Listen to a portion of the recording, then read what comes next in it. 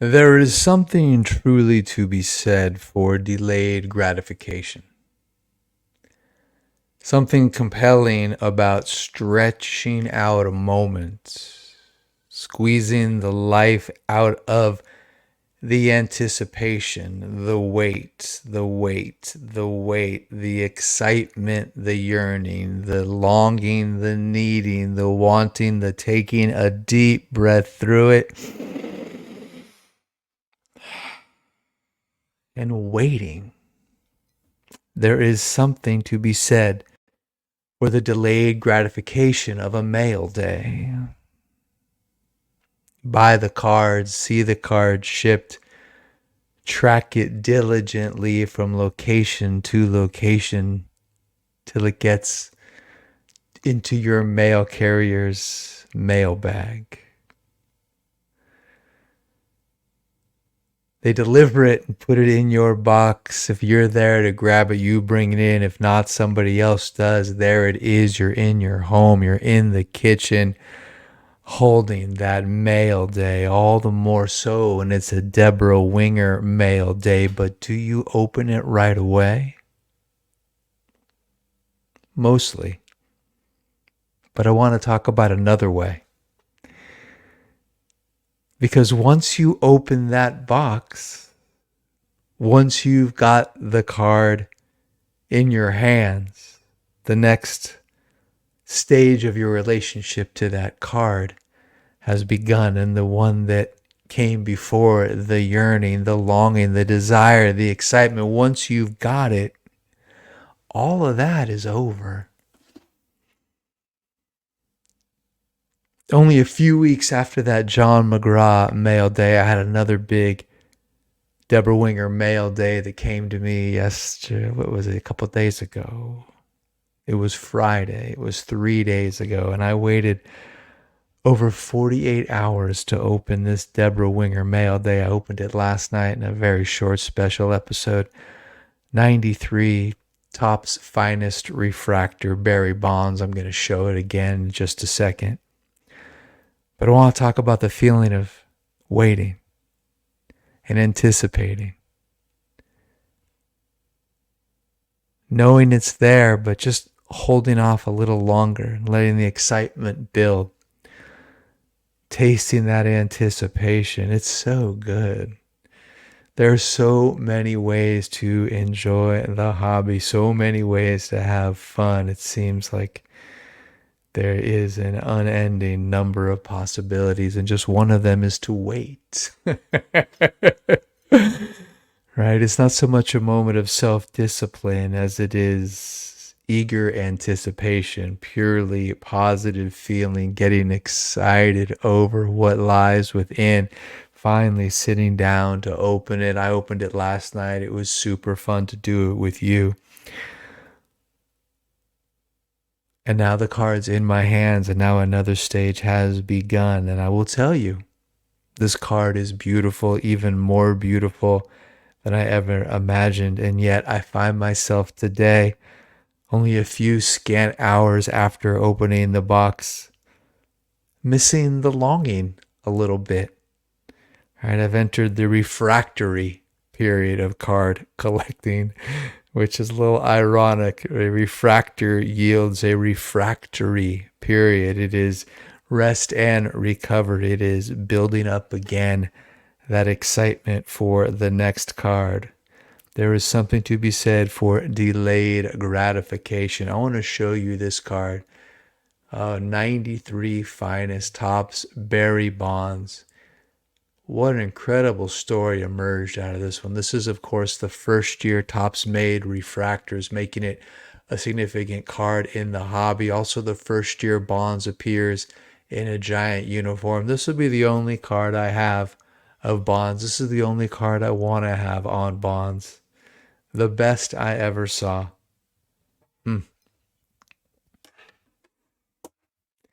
I was on Sports Cars Live a little over a week ago, and after that, my friend Matt, 1956 Topps guy, had connected to another collector who had a bunch of 93 Finest. This guy named Joe D'Alessandro reached out to me letting me know, and Matt vouched for him as good as he could, having not done a deal with him at that time. Joe had a bunch of 93 finance, something he'd, I guess, been sitting on, and he had this bonds that he submitted. He really thought it was going to come back at 10. It came back at 9, which is great because it's gorgeous and it's much closer to affordable. Joe opened a box on Christmas Day, he said, and pulled this bonds. That's a Christmas present. Just got it back from PSA. Fresh label, fresh grade, beautiful. This thing has been in a pack for 31 years. Unbelievable. I'm so glad that it's mine. Matt, thank you so much for the introduction. Joe, thank you so much for the deal. Welcome to the Rated Rabbi Sports Card Podcast, where sports cards and pop culture meet the 1984 All-Star Game. I am your host, Rabbi David Spinrad. Welcome to episode 66, Powder Blue Uniforms and Fiery Dominicans. Spent a couple hours over the weekend at the Chantilly show. Pretty darn good regional show. Walked the floor with my new friend, Dr. Larry. Hello, Larry. We had a really good time. First time we'd ever met in person. Walked the floor. Congrats on that La Jouet beautiful T206 you added to your collection. Had a good time walking with Dr. Larry, talking cards, talking histories. He was kind enough to bring me a couple of really generous gifts, a whole bunch of things actually. I want to share just a couple of them with you right now. First one, 1971 Topps coin Willie Mays. So cool. Such a great item for the PC. Thank you, Larry. Very cool. Let me show you one more. This from the 2019 National, PSA slabbed promo card, Joe Jackson fantasy card. Super cool. Numbered out of 1,000. Really neat. Closest I'll come to a Joe Jackson card in my life. Really good stuff. Thank you so much, Larry. Really a pleasure to meet you, and I look forward to seeing you again and to always communicating in the comments. On our way out, late afternoon, I ran into, having just added card 1, row 2 on the pyramid, so my number 2 overall card in the 93 Finest Refractor Bonds, I ran into my number 1 card, a 1933 Gaudy Babe Ruth, number 149, the red one. A dealer had a small display. He is a big dealer, but this one case in a very prominent place in his display had a small number of really gorgeous cards. 33 Gaudis, 34 Gaudis, really primo stuff. Some of it graded, some of it raw. I'm going to bring up the raw Ruth I looked at. Amazing. Look at that card. Look at that beautiful red. That thing above his left shoulder that looks like it is a wrinkle. It's actually a scratch on the card saver. Look at the red. Look at the centering. Look at the registration. That is a magnificent example. And what do you see top middle of the card? It's got a pinhole. You know I love pinholes. A fatal flaw that makes a gorgeous card a lot more affordable. It's actually got 2 pinholes. One directly down near the bottom of the card, just above the left leg of the letter U in league. There's a second pinhole. What a magnificent example. The 2 pinholes probably going to yield a 1, maybe a 1.5 from PSA or SGC. He had them raw because he said he had just acquired a collection and was reluctant to send them all in at the same time in case they somehow mysteriously disappeared either through the mail or through the grading company. So he was sending them in slowly. Long-time dealer, good reputation, no reason to think there was any other reason they were raw. But I was a little gun shy. That's a raw card. That would be the biggest card I ever bought in my life. And I looked at it and I was interested. And to be honest, I was a little bit off guard.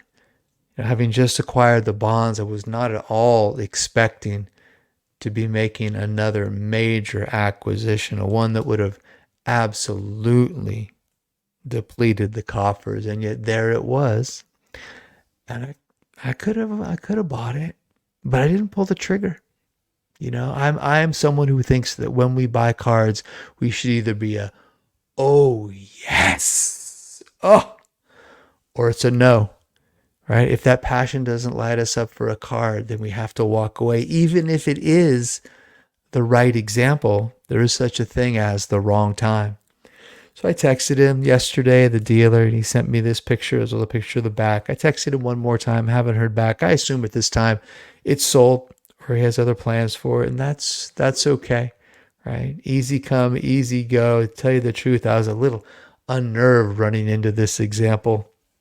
And again, a raw card. I'm just not enough of an experienced, confident veteran collector to roll the dice on a raw card. Perhaps we could have worked out a deal where I'd have paid him a certain amount if he came back altered and a little bit more agreed upon if he came back with a numeric ray, but so be it.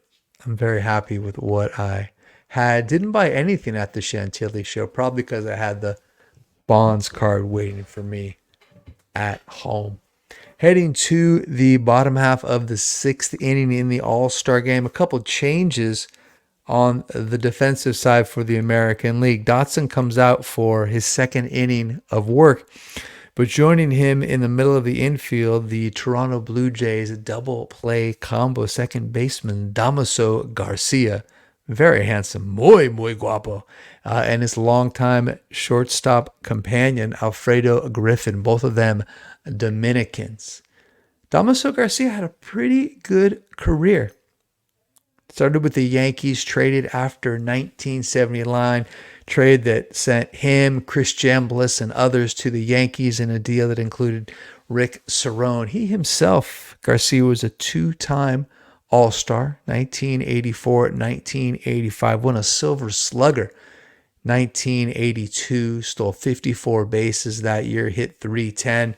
1983, hit .307. 1984, stole 46 bags. Kind of a average hitter, not a lot of power, could steal some bases, play some defense, but was a real good player in the early to mid 80s. Kind of forgot about him. Damaso Garcia, going to show you here on his 1984 tops at the plate, but that's actually not the best card I want to show you of Damaso Garcia.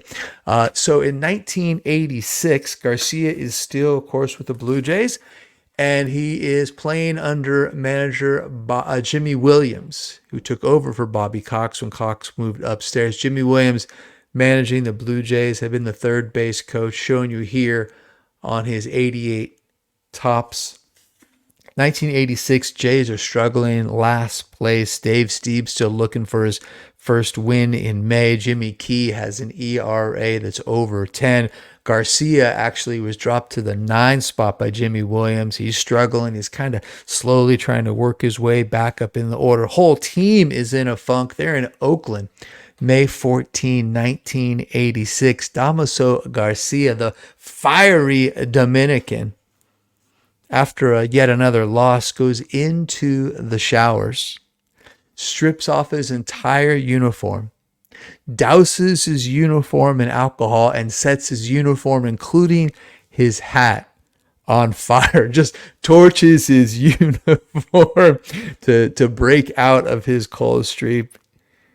Jimmy Williams, ever the by the rule book kind of guy, says it's disrespectful to the logo. I don't know. You tell me, did he disrespect the time-honored Blue Jay logo? I'm not troubled by it. Sets his uniform on fire. And actually what happens is the Blue Jays start to play better. Garcia, who had been struggling, actually comes on and has a much better second half. Hits over 290, and the team kind of does turn it around. What I find kind of funny and perhaps a tad bit ironic is Damaso Garcia is featured in a 1986 Toronto Blue Jays fire safety team set. Bringing this up on the screen, there he is, the ever handsome Damaso Garcia, number 7.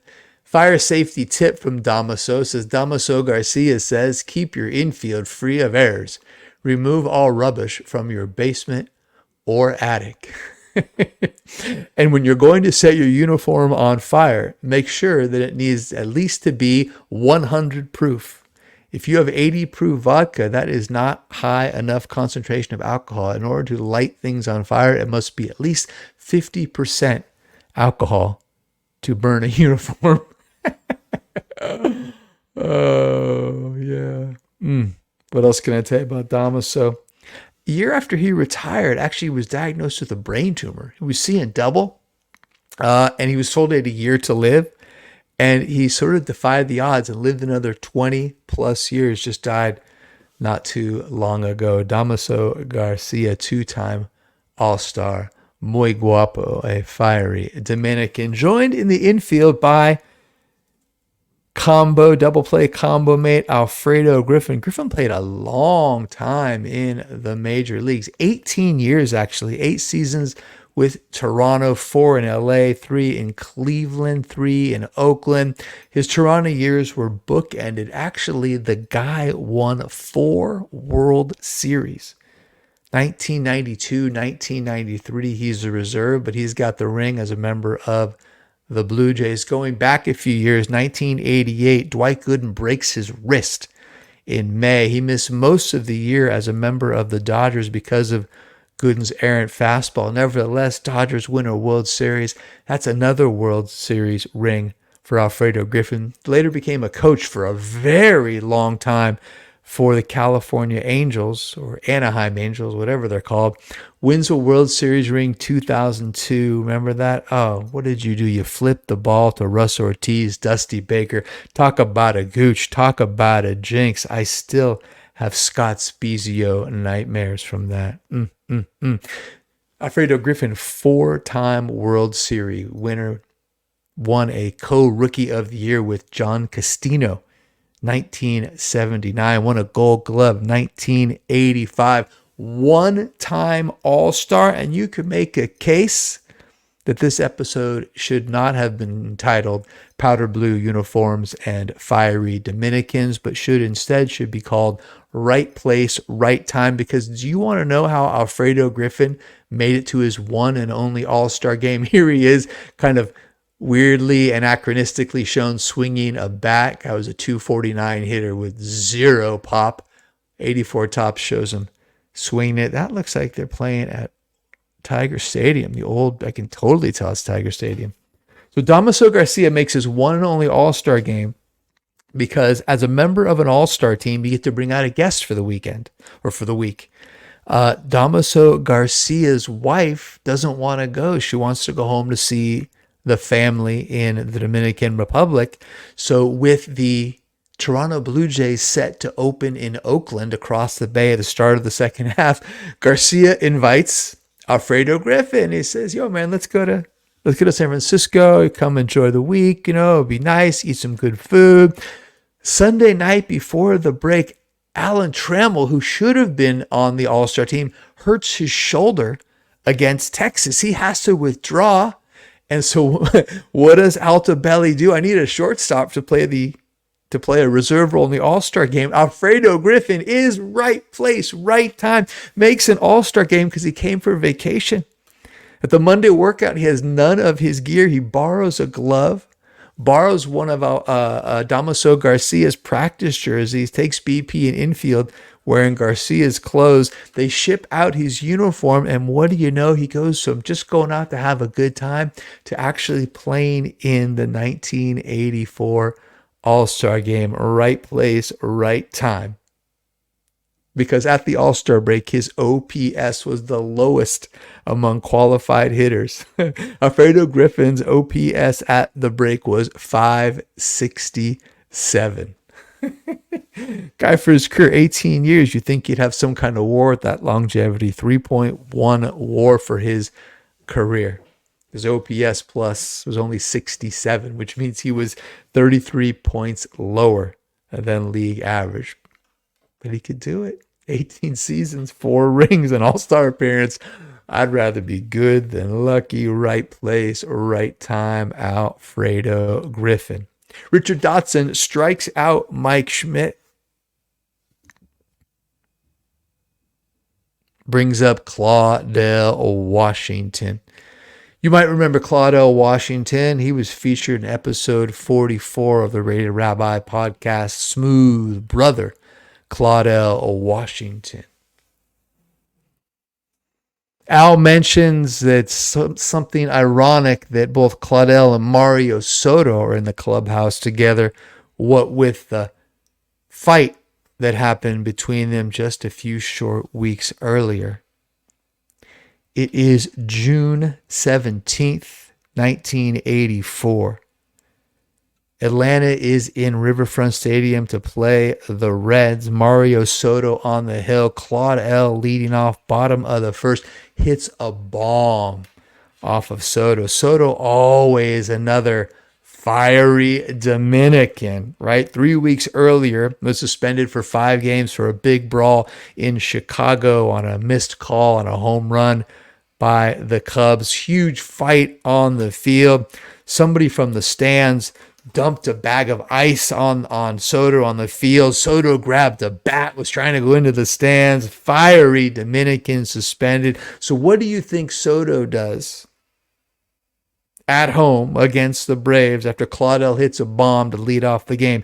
Next time Claudell comes up, Soto brushes him back once. Soto brushes him back twice. Soto knocks him down, throws at his head the third time. Next time up, and I'm like Zapruder with this thing, man. I watched this a bunch of times. Claudell wearing 2 black batting gloves.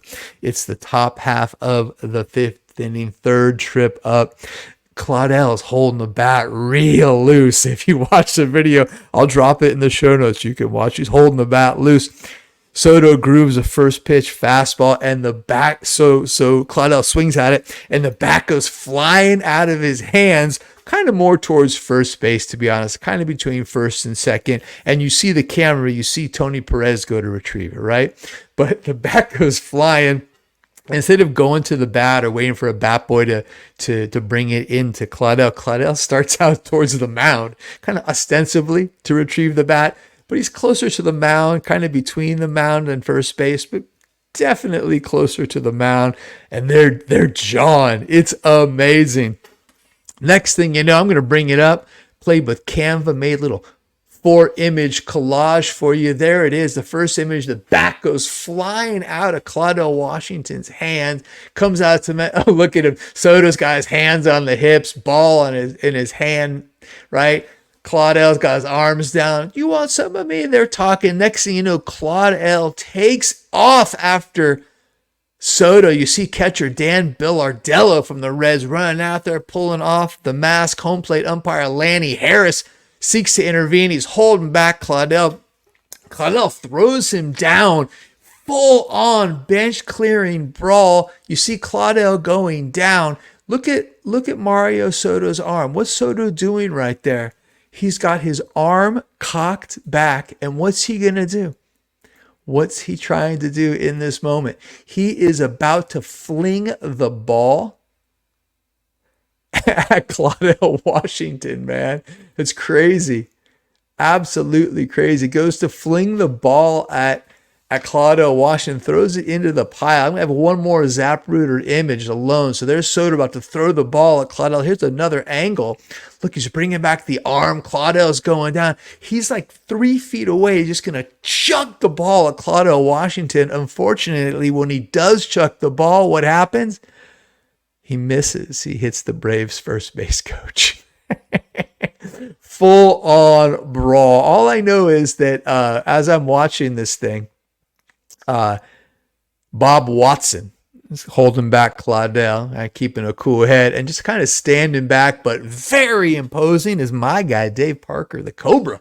Remember the 84 Reds, kind of like keeping the peace, quietly watching it all, man, but not too far away from anything important. Soto gets ejected.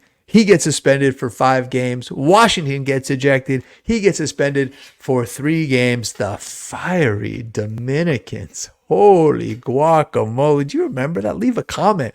Remember when Mario Soto chucked the ball during a full-on bench-clearing brawl? Man, it's too bad. 1980 and 1986, Soto is one of the very best pitchers in baseball. He had a nuts changeup. Basically just had a fastball change. Man, was he good for a while. We'll do a deeper dive into Mario Soto in a later episode because he does get into the game. So far, all we've talked about have been fiery Dominicans, but the title of this episode, of course, is Powder Blue Uniforms and Fiery Dominicans, with Alfredo Griffin and Damaso Garcia entering the game. It made me a bit nostalgic for the Powder Blues. If you were a kid growing up in the 70s or the 80s, there were a lot of Powder Blue uniforms. 1980 World Series, kind of peak Powder Blue. Peak Powder Blue featured both teams in the World Series wearing road uniforms that were Powder Blue. Of course, National League, Philadelphia Phillies, American League, the Kansas City Royals. Check this out. In peak Powder Blue uniform time period, 1980-1981, no less than 11 of the 26 teams wore Powder Blue uniforms on the road. That's incredible. You need to think about that. I love it. Such a soothing color. I know West Coast Jewish Chris doesn't like anything that's even in the vicinity of Carolina blue, but I just find it so soothing. Okay, I'm going to show you. If you're listening, I'm going to describe what I'm looking at. I'm going to give you all 11 and the player wearing that uniform in the picture. Starting top left-hand corner, that's George Brett. When you think about Powder Blue uniforms, you think first and foremost Kansas City Royals. Right next to him, you think second, Toronto Blue Jays. Of course, there's Alfredo Griffin in the Powder Blue. Next to him, remember the Twins had that Powder Blue uniform? Rodney Cline, 1970s Powder Blue. Next to him, oh, this one's for you, Matt. That's Billy Buckner. Billy Buckner in a Cub uniform. What's great is that Powder Blue Cub uniform with the pinstripes. Slimming on Rick Russell. You'll go to the second row. Of course, that's Montreal. That's another kind of iconic blue uniform. That's a Spaceman Bill Lee. Look at that big beard Spaceman's rocking. Late Bill Lee playing around with psychedelics at that point in his career. Next to him, this actually is sneakily my very favorite Powder Blue uniform. Of course, that is the St. Louis Cardinals. There's Keith Hernandez in it. Oh my God, that's a great unit. I think like Ozzie Smith wearing that uniform. Next to him, another kind of cool one. He looks like a god. That's Dale Murphy, number 3, Powder Blue uniform, Atlanta Braves. Next to him, that is Rick Honeycutt, Seattle Mariners in a Powder Blue. I have fewer memories of them in the Powder Blue, mostly because they just were always dead last. You never really saw them. I was an NL guy. Moving on down, bottom left-hand corner, real 1970s look. That is the Texas Rangers. LeGrand Orange, Rusty Staub in a Powder Blue for the Rangers. Next to him, of course, rocking Robin Yount in a Milwaukee Brewer uniform. Very 1982 look there. And then finally, who led off the bottom of the 6, Philadelphia Philly in that beautiful blue with the zipper, Michael Jack Schmidt. Royals, Blue Jays, Twins, Cubs, Expos, Cardinals, Braves, Mariners, Rangers, Milwaukee Brewers, and the Philadelphia Phillies. 11 of the 26 teams were Powder Blue uniforms, man. So lovely. All right. I think that's a good place to wrap it up for today. What have we done? Where did we go?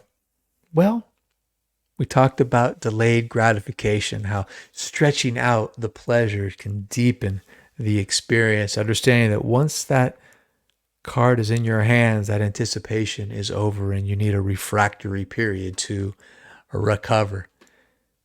Talked about walking the floor with Dr. Larry, that beautiful red Gowdy, Ruth, but not really being there. It surprised me. I still had the bonds. I hadn't even opened the bonds at that point. Then we dug into Damaso Garcia, the first fiery Dominican, his shortstop partner, Alfredo Griffin, right place, right time, made the All-Star game because Tremble got hurt and he came out with his buddy Damaso for a little Bay Area vacation. What else did we do? Well, then we had that great brawl between Mario Soto and smooth brother Claudell Washington. Soto chucking the ball into the melee. Then we revisited 11 blue uniforms worn at powder blue uniform peak. All right. I'm going to quit flapping my gums. Everything works out. I'll see you again next week. Until we meet again, may you enjoy and may you be blessed with health and with long life. So long for now.